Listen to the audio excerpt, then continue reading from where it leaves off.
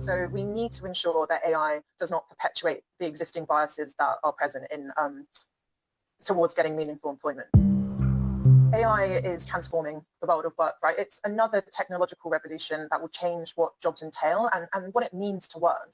And I think that the previous difference between this paradigm shift and others is that this one, from what we're seeing, is specifically transforming those highly technical and knowledge-based professions, as opposed to manual professions, which I think it's right to say has been the inverse in previous industrial revolutions. Is to move away from a world that is CV-based recruitment, right, and move towards a world that's based on profiles-based recruiting, on skills-first hiring. And these are all fundamentally human skills. These can't be replaced by AI, at least in their current iteration, right? And so what we like to encourage job seekers to think about is, how do you embed the pursuit of these skills and fostering these skills in your learning? And also shifting your mindset to being a lifelong learner.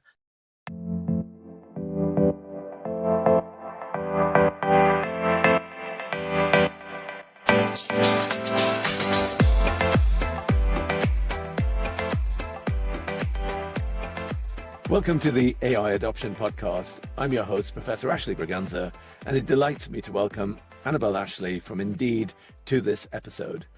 Annabel, before we go much further, could I ask you to introduce yourself and say a little bit about Indeed as well, please? Absolutely. Thanks for having me on the podcast, Ashley. I'm delighted to be here. My name is Annabel Ashley. I work for Indeed as our manager of UK and European government relations and public policy, which entails communication with legislators, policymakers, and collaborating with them on initiatives and policy dialogue. A little bit more about Indeed. Indeed is a global jobs matching platform. We build software to enable our core mission of helping people get jobs, and we help more people get jobs than any other platform.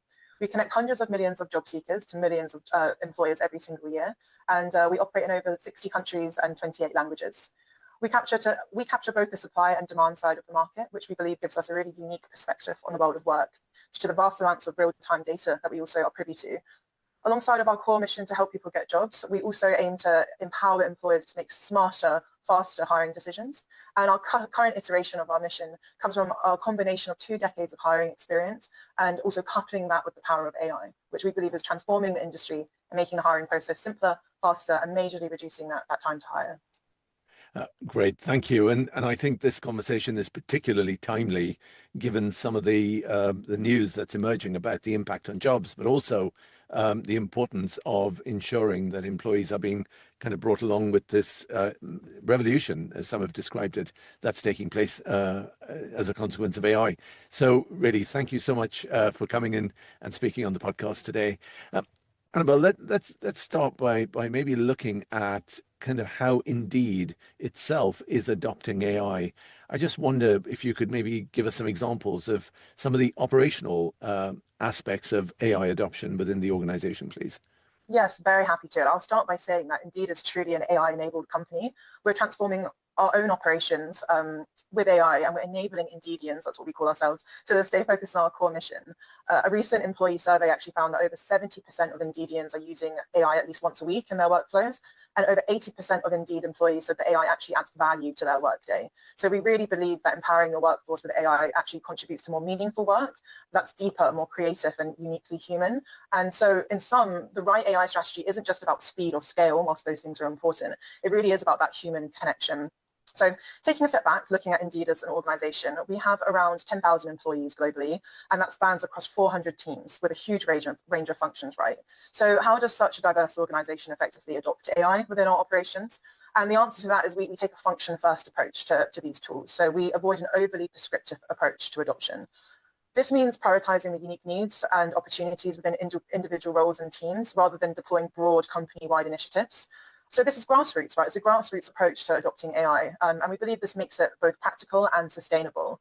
For example, the value a product engineering team is going to get from AI is very different from a government relations team, right? So, for example, in my own work, I leverage AI to track legislation. For example, I can compare timelines between different files, and I can have all of those in front of me with just one prompt, which is really helpful, right? But for example, our engineering teams use it in a very different way, and what they're doing is fascinating because they're actually really improving the quality of their work and saving time through code review tools. And this actually allows them to create the codes which ultimately drive our products and business forward. But they can be assured that critical incidents are minimized, and they're more likely to be avoided because they have the help of these review tools. And so a recent interview with our engineers found that AI coding assistants actually save an average of 4 hours a week per engineer. So they're really making those efficiency gains there and being able to focus on what they actually want to do, which is build the code. And then pivoting to perhaps less technical roles traditionally, right, is our customer service colleagues. And what's really fascinating about their use of AI is that it's allowing historically non-technical people to participate in technical workflows, which is great, right? So some of our customer service colleagues are utilizing tools that allow them to create interactive mock-ups of our products to demonstrate to clients. So they can go into client demonstrations and they can show our clients what Indeed products would look like for their employer brand, how to improve this widget and that representation of the company. Customer service colleagues are also utilizing AI to create chronological product performance analysis tools for clients, summaries for clients, so they can compare the performance of their job postings before and after implementing an Indeed product, which I think is amazing, you know, and empowering traditionally non-technical roles to participate in these workflows. And I'll even touch upon the fact that Indeed has its own dedicated AI operations team whose sole focus is to collaborate with other teams internally to help them build, evaluate, and scale tools to fulfill those specific needs within those specific functions. So essentially, we can call them an AI-enabled success team, which allows the organization to develop specific AI practices, which ultimately helps us increase efficiency and value to our customers. So for example, an example of the work that team is doing is they're creating a prompt registry that actually standardizes AI prompts across the organization so that workflows are using common templates and languages. So all of this together, you know, it's a very diverse way that different teams and roles are utilizing AI across the organization. So the question is, how do these innovative work streams get recognized by leadership, right, and across the company? And the answer to that is that Indeed runs a AI showcase and hackathon. So these are recognition programs where Indeedians can share these innovative workflows and their use cases through live webinar demonstrations. And this fosters a very democratic and meritocratic approach to AI adoption, right? Because the best, most collaborative and strategically aligned uses of AI get recognized by leadership and also get pulled into other teams as well. That's really interesting in terms of not just the breadth of adoption across Indeed, but also the depth to which AI is being adopted in and across the organization. You mentioned in the course of that, what you said, that people and colleagues have already started saving time by using some of the tools and using some of the AI tools. I just wonder, in terms, there is this almost an argument that says, well, if we've got people saving time, perhaps we don't need as many people. And I just wonder, how is that time that's being saved being used? Well, I think the answer to that is, it's not either or, right? So just because people are making time savings by utilizing these tools doesn't negate the fact that we still need human creativity, emotional intelligence, critical thinking problems. I think a really good way to think about this question is, AI can pivot us from the doing of a job to more of the orchestration of tools, right? So I don't think it's a zero-sum game where it's either, AI tool adoption necessitates less employees. I don't think that's necessarily a correlation. Great. And in terms of the actual products, I know you've spoken about this, but how is AI being embedded in the products themselves? Certainly, and I think everything I mentioned about sort of our internal adoption of AI absolutely informs our external application of AI in our products in hiring context, right? And so for over 2 decades, Indeed was founded in 2004.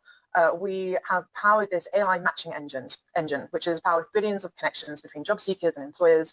And our AI is actually trained on our proprietary jobs and hiring data. So every search, application, and hire fuels this engine further and fine-tunes it even more. And so what we're really looking to solve with AI in our products are the things that everyone actually hates about hiring, right? It's on the job seeker side, it's sending thousands of applications, outright receiving rejections, or just not hearing anything back at all. Or perhaps you're finding jobs that just don't feel right or don't align with your long-term aspirations for your career. And on the employer side, especially for SMEs, it's the 1 or 2 hiring managers sifting through countless CVs which are unsuitable for the role they're trying to fill. Or also from the Indeed perspective, some of those candidates might actually have the capability to do the job, but there's a mismatch in the way that information is communicated in the CV and the language that the employers use to advertise that job and think about it internally. And so that is fundamentally what's guiding our application of AI into the hiring context. It's streamlining and automating those parts of the recruitment process that everybody hates. Yes, and I guess just dealing with that volume of what was at one time paperwork, but now it's just electronic paperwork, and sifting through the CVs and the cover letters is incredibly tedious. But absolutely at the heart of any recruitment process. You mentioned this notion of kind of this human connection and getting that human connection between the employer on the one hand and the potential employee on the other. I just wonder how is that human connection created, particularly when you're talking about AI or technology mediating that relationship? Yeah, so this is something we really believe in, and we want to move towards a world where both sides, right, the hiring manager and the job seeker, can signal they're open to opportunities or candidates, and AI powers that match. And to your question, how does it actually do this? And how it actually does this is it automates the sourcing of candidates and jobs, screening and outreach, so that the two human beings who make up both sides of that equation can focus on the most essential part of the job hunt process, right, which is the interview. Two human beings sitting face to face and having a conversation. And that's Indeed's whole approach to incorporating AI and products, is getting both of those sides of the equation in front of each other. The fundamental human element of the hiring process is when you get to sit down in front of a hiring manager and vice versa and have a discussion. So that's very much how we think we facilitate that human connection in the hiring context, and also utilizing AI without sort of moving towards a world where it's robots hiring robots and whatnot. And I guess you're absolutely right. That human connection is at the center of that that conversation between the employer and the potential employee, because I think on both sides there is an element of kind of exposing oneself. When you come in for that interview, when you submit a job application, you're saying, here are the things I can do, but equally there may be some things I can't do. Not that I want to highlight these in my application necessarily. So issues like transparency and making sure that the AI is being used both in an ethical and responsible way, for me, is also at the heart of this kind of engagement between the employer and the employee or potential employee. I just wondered, how does Indeed ensure that there is kind of transparency and an ethical and responsible use of AI? It's such an important question, and it's an absolute core focus internally as well. The amount of conversations, resources, and frameworks we put together looking specifically at this question is endless. And essentially, I think the best way to sort of summarize Indeed's approach is to go through our AI principles, which have been developed by our dedicated responsible AI team, whose whole job it is to look at these ethical questions and transparency questions and see, okay, are we adopting AI in a transparent and fair way? And these principles are considered in every decision and every action taken as it pertains to AI in our company. So the first one is job seeker first. And this is not just an AI principle, this is actually our overall guiding principle for the whole company. So this doesn't just relate to AI adoption, but everything. So job seeker first, is this action suiting the job seeker? The second is fairness and equality. So we need to ensure that AI does not perpetuate the existing biases that are present in towards getting meaningful employment, basically. The second one is blending quantitative and qualitative data to evaluate the fair design of our products through their life cycle. So from coding to post-market deployment. The fourth one is hiring as human. As we touched upon before, we fundamentally want to focus on connecting that job seeker to the hiring manager whilst improving the overall experience.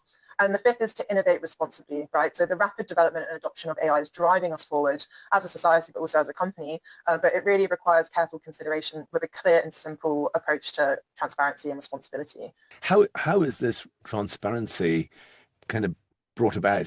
How is this transparency created? For sure. And I think the best way to summarize it is human in the loop, right? We believe that combining AI with human judgment is far more powerful than what either can achieve on their own.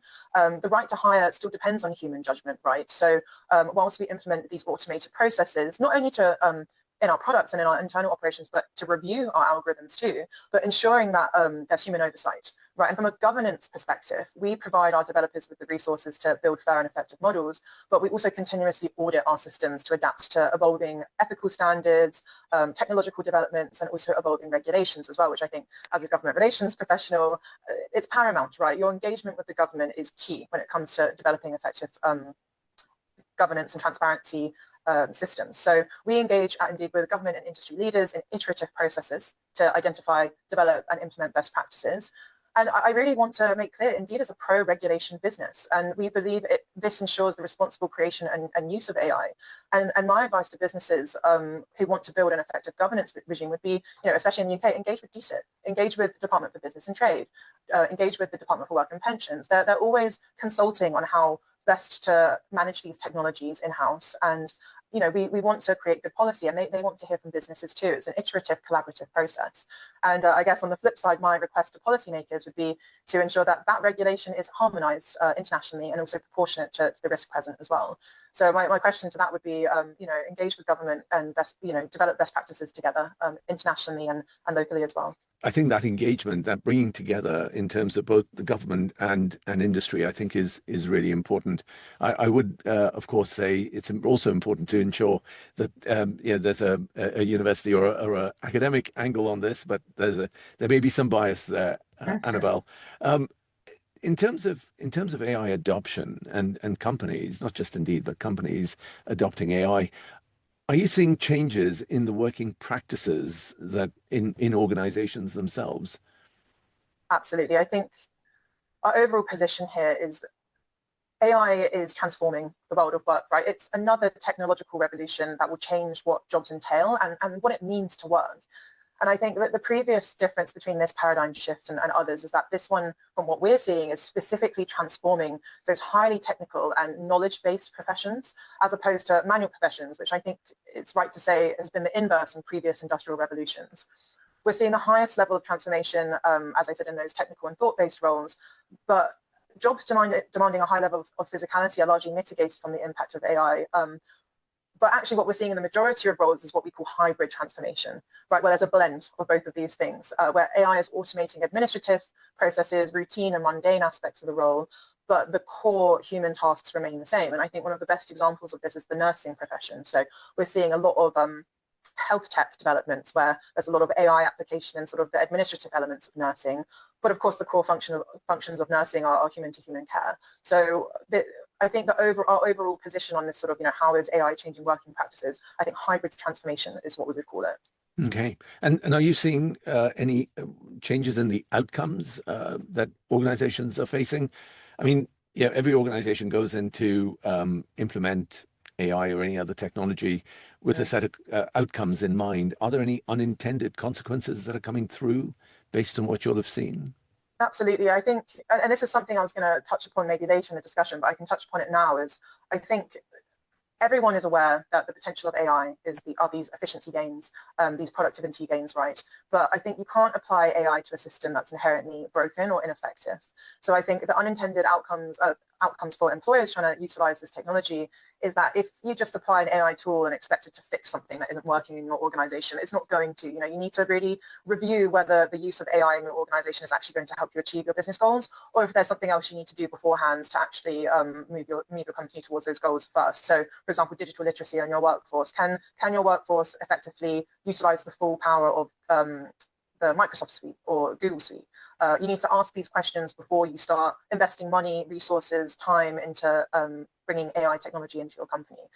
Because otherwise, I think people will be disappointed, right? Those unintended consequences of, okay, I've invested a lot of money into this new AI tool. Why am I not seeing the efficiency gains that I was hoping for? That's what I think could be an unintended consequence here. And in terms of the future of work itself, what impact and what changes are you seeing in the marketplace at the moment? Are jobs changing? Are some of the skills that are required for jobs changing? What are some of the changes that are taking place in terms of jobs? Yes, and we have so much to say about this, right? As I mentioned before, we have so much labour market data on our platform, and we have our economic research branch, the Indeed Hiring Lab, which is a fantastic group of colleagues who basically analyze this data and create insights for policymakers and employers and job seekers. And one of our landmark pieces of research is our AI and Work series, which we kicked off in 2024. And in that series, we analysed the 2,800 skills we see on our platform, and we analyse them against their potential to be transformed by generative AI. That comes from that hybrid transformation piece I mentioned earlier, comes from this piece of research. And for most jobs, what we expect, as I said, is this hybrid transformation. But 1/4 of those jobs are due to be highly transformed, right? And when you double click on the actual job family in the industries, these are software development job families where they're the most likely to be highly transformed by the current iterations of these technology.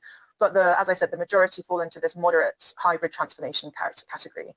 I think moving further from those headline analyses, though, which I think is something Indeed actually really values when it comes to labour market commentary, is actually to take a sectoral perspective and zoom in on those more nuanced dynamics.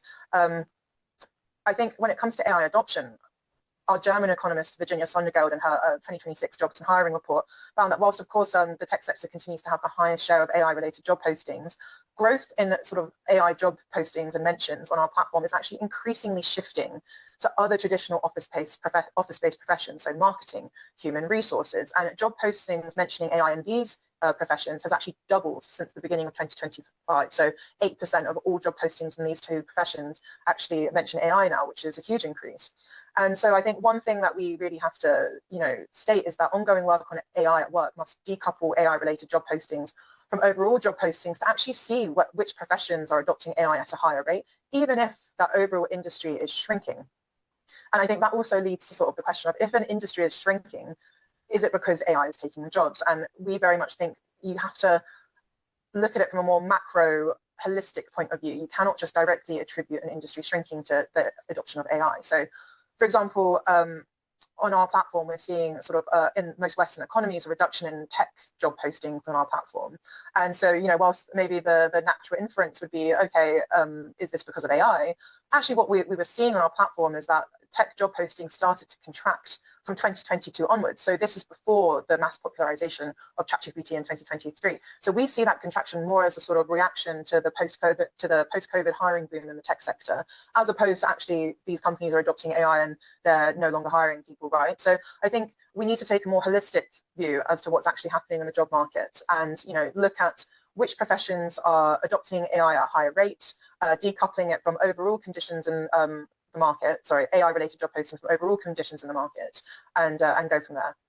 And I guess when people talk about AI, very often they are talking about Gen AI or generative AI and the implementation of various types of LLMs in workflows and elsewhere.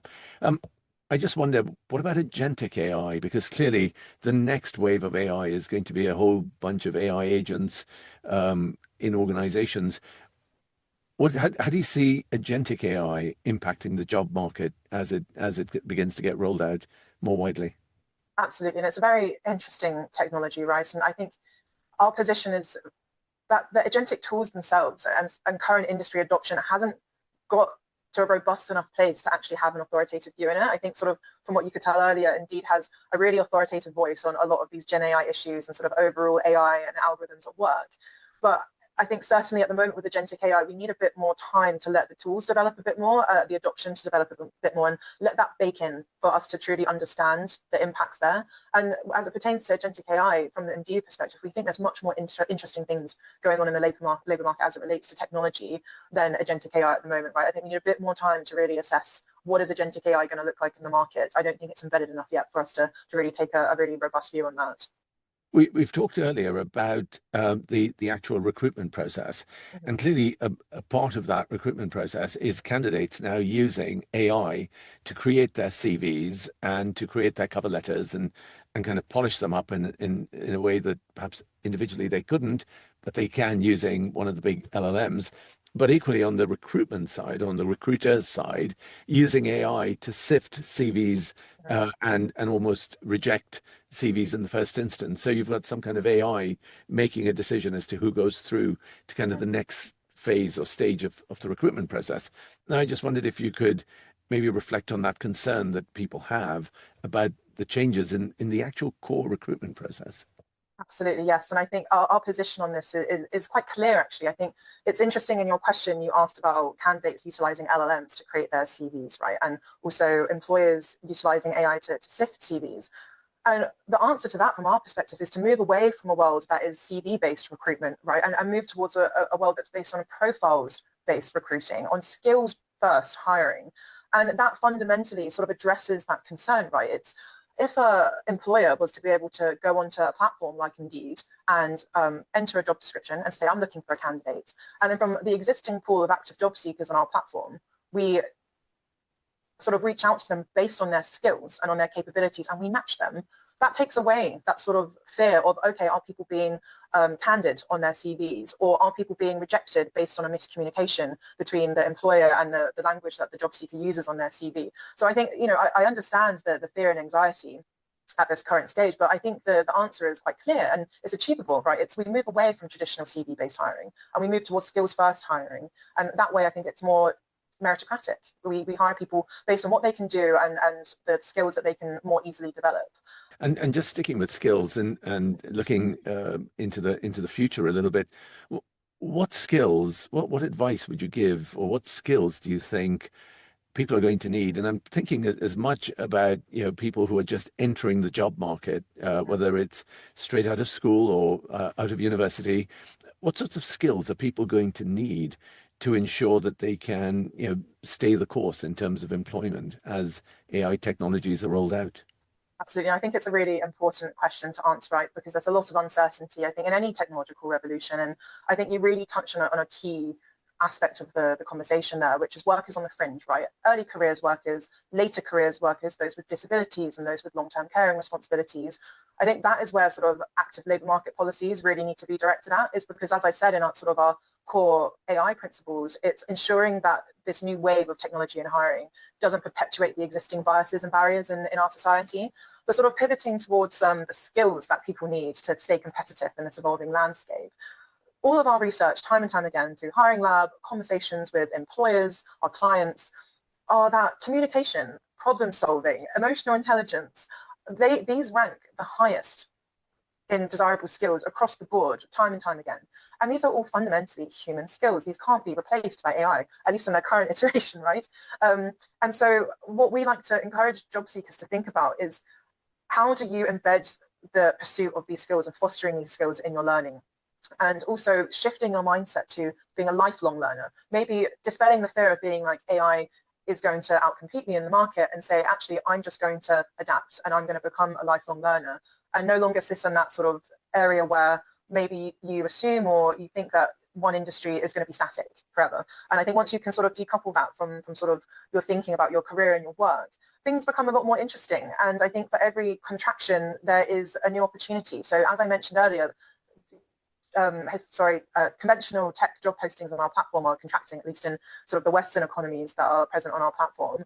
But we're seeing a huge increase in AI ethicist roles and cybersecurity roles because of the new risks that are presented from this technology. So it's about sort of adapting. I think that's the main takeaway, is to be a lifelong learner, to be adaptable, and to really foster those core human skills that technology isn't going to take away. I fully agree with what you say. I think the human skills are going to be central to what is going to be needed going forward.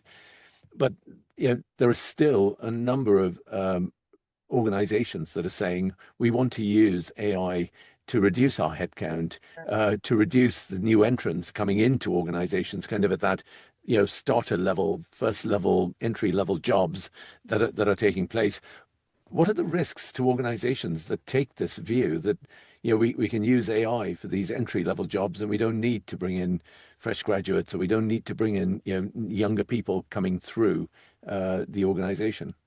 One core message, right, is that a multi-generational and diverse workforce is a company's greatest asset, right? So I think the sort of approach of taking I'm not sure what companies you were referencing when you said there are companies saying that they would like to use AI to reduce their graduate headcount. I can't speak to those, but I think our position is that a diverse and multi-generational workforce is an organization's most powerful tool, right? And they can teach each other things that really add a lot of depth and creativity and value, which can't be replicated by AI, right? That innovation that comes from cross-functional collaboration between people from all different walks of life is really, really powerful. But I do think that also there is an element of course, technology is disrupting things. And that's why I sort of mentioned earlier those active labour market policies, for example. And I think one really interesting thing that the Labour government is doing in the UK is this youth guarantee, where they're guaranteeing, I think it's all people under 21 in the UK are guaranteed to employment.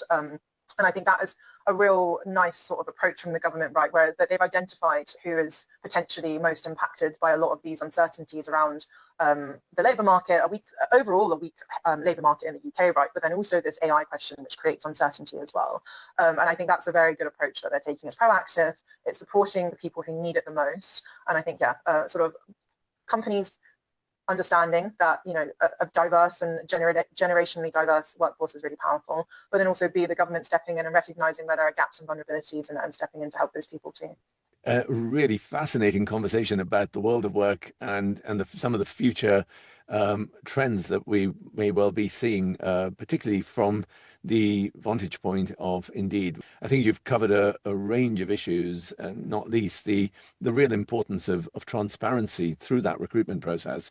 I think the point that you raised about bias and trying to ensure that as these AI technologies get adopted, that we don't reinforce and almost institutionalize some of the barriers that have prevented social mobility, because at the end of the day, jobs are about social mobility.